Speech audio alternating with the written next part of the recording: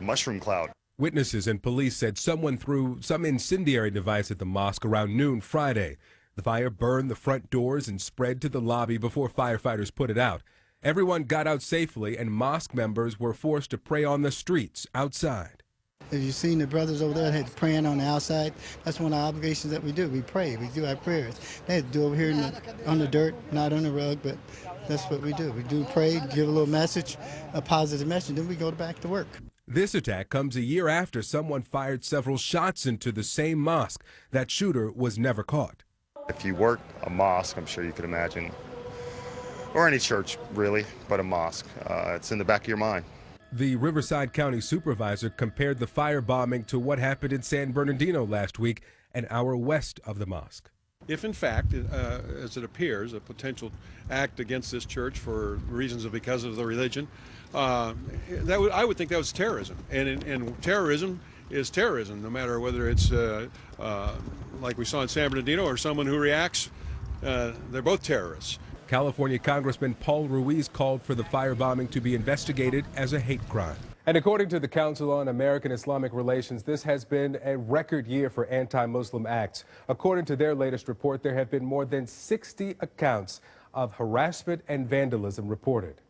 Victor Blackwell, CNN, Atlanta. Victor, thank you very much. Qanta, I saw you shaking your head throughout that piece. Obviously, it's very disturbing. I do want to preface it and be careful. We just don't know.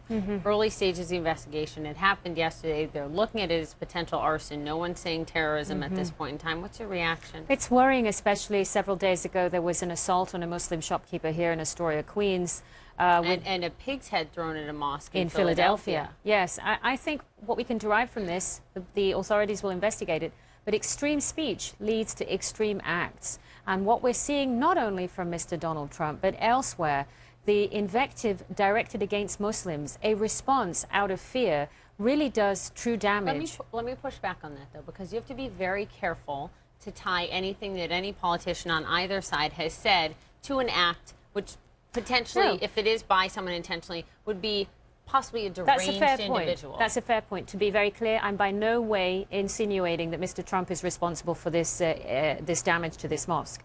But when you create a climate of hostility, mistrust, xenophobia, globally, collectively, to an entire group of people called Muslims, this leads to hostility.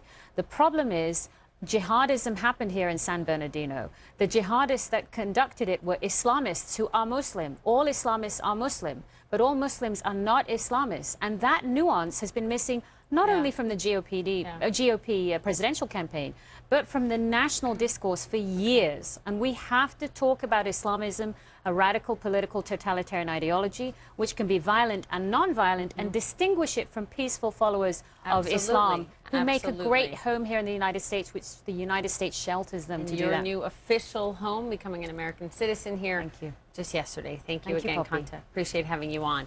Up next.